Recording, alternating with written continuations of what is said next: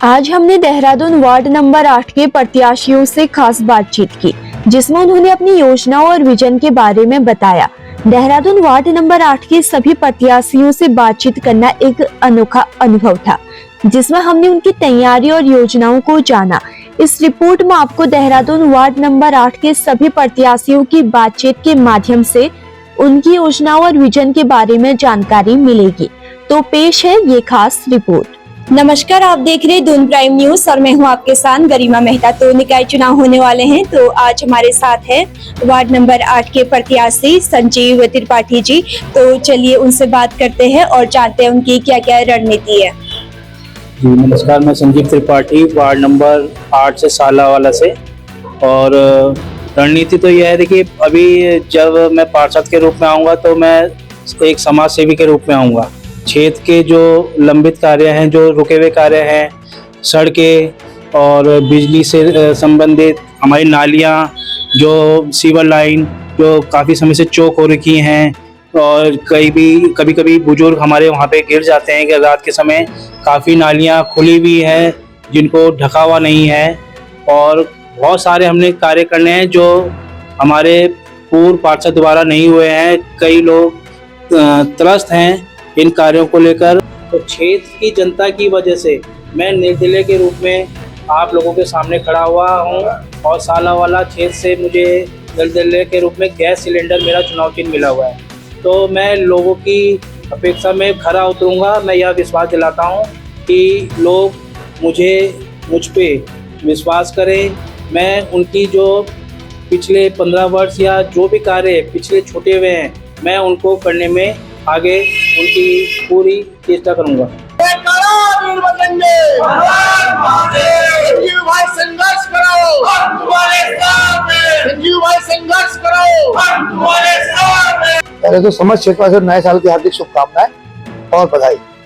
देखिए सबसे पहला और पहले भी मेरा प्रयास यह है कि मैं हमेशा हर एक के साथ खड़ा रहूं, हर एक के सुख दुख में रहूं, और जब कोई मुझे फोन करे तो उसके फोनों का जवाब दूं, और हमेशा जनता के बीच में रहूं। प्राथमिकता यही है, पहले भी यही थी, आगे भी यही है। और क्षेत्र में मिलके सब विकास कार्यों को करेंगे और आगे क्षेत्र को उन्नति की ओर ले जाएंगे। तो नहीं तो यही है कि जितने भी सरकार से कार्य जनता के लिए होंगे, या सरकार के लिए जो भी सरकार द्वारा जो भी जनता को सुविधा मिलनी चाहिए वो जन जन तक पहुंचाना और जनता को जागरूक करना। क्षेत्र में कूड़े के लिए अवेयरनेस कि जनता को जागरूक करना है कि भैया क्षेत्र में जहाँ तहाँ ढेर मत लगाओ, क्योंकि ये क्षेत्र हम सबका है। सबके सहयोग से स्वच्छता रहेगी, सफाई रहेगी। सबका साथ सबका विकास कौन करेगा? हमारा नेता कैसा हो? मुप्पी भाई जैसा हो। मुप्पी भाई तुम संघर्ष करो, हम तुम्हारे साथ हैं। भूपेंद्र सिंह जिंदाबाद जिंदाबाद। देखिए मैं यूपीडीसी पार्षद का चुनाव लड़ रहा हूँ मुकेश बंगाल। पूर्व में भी मैं मनोनीत पार्षद था। आगे अब अगर निगम में हम अगर जीत के आते हैं तो हमारा मेन तो जो क्षेत्र की सबसे बड़ी समस्या है कूड़े की समस्या है।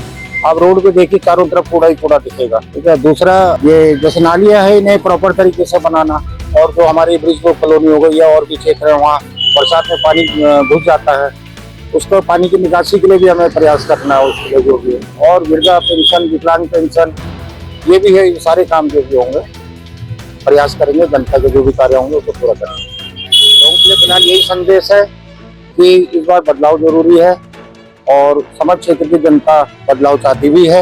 यूकेडी जिंदाबाद, यूकेडी जिंदाबाद, यूकेडी जिंदाबाद। के बंगाल जिंदाबाद।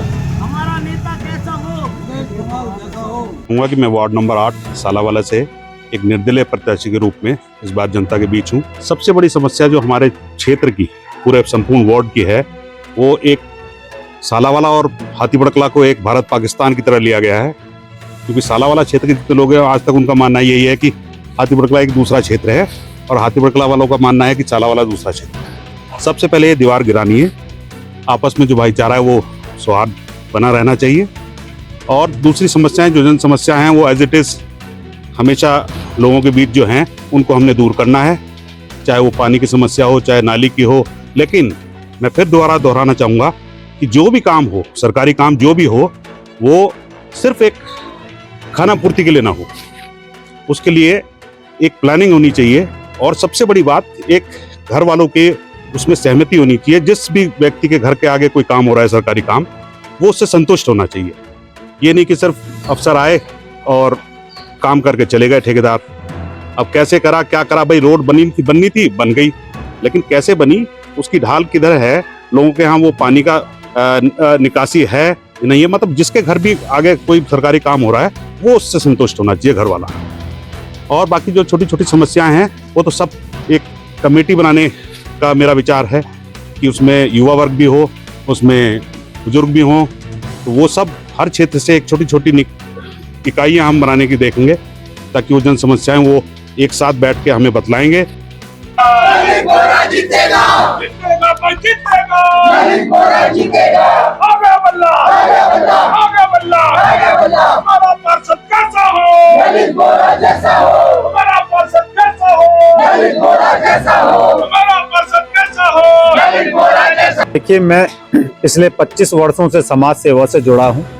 तमाम क्षेत्र में मैंने कई काम किए, जैसे जिसमें ट्यूबवेल, 3 ट्यूबवेल मैंने सैंक्शन करवाए थे प्रकाश पंत जी के द्वारा, तत्कालीन जो वित्त एवं पेयजल मंत्री हुआ करते थे। क्षेत्र में मैंने लेन नंबर का काम यहाँ पर किया, जो हर घर पर ताकि आसानी से लोगों की पहुँच हो सके। और मंदिर के ऊपर बहु उपयोगी टिन पोस्ट का मैंने निर्माण कराया। और कई प्रकार के यहाँ पर क्षेत्र में जितने भी विकास कार्य हमने किए, एक सामाजिक कार्यकर्ता के रूप में मुझे नहीं लगता कि किसी ने पद पर रहते इतने काम किए होंगे। और वर्तमान में जो मैं काम करना चाहता हूं, उसमें आप मेरे जो मैनिफेस्टो में मुख्य जो घोषणा पत्र में है, पार्कों का सौंदर्यीकरण एवं कूड़े का निस्तारण मैं यहाँ पर बेहतर तरीके से करूंगा। और संपूर्ण वार्ड में पर्याप्त सफाई कर्मचारी लगाकर दवाओं का छिड़काव करवाऊंगा। आपने देखा होगा पूर्व में स्वच्छता घोटाला हुआ और किस प्रकार से लोगों ने 10 कर्मचारी की जगह 2 कर्मचारियों से काम करवाया और 8 कर्मचारी उसमें खाली नाम के थे। और तो इस प्रकार का आपको मेरे कार्यकाल में किसी भी प्रकार का भ्रष्टाचार देखने को नहीं मिलेगा। और पूरे वार्ड में मैं सीसीटीवी कैमरे से सुसज्जित करूंगा और अकेले रहने वाले बुजुर्ग एवं निराश्रित व्यक्तियों को मैं हेल्पलाइन दिया जाएगा, और ताकि उनकी जरूरत पड़ने पे मदद किया जा सके। और जरूरतमंद महिलाओं के स्वावलंबन के लिए स्वयं सहायता समूह बनाकर आर्थिक रूप से उनको सुदृढ़ किया जाएगा।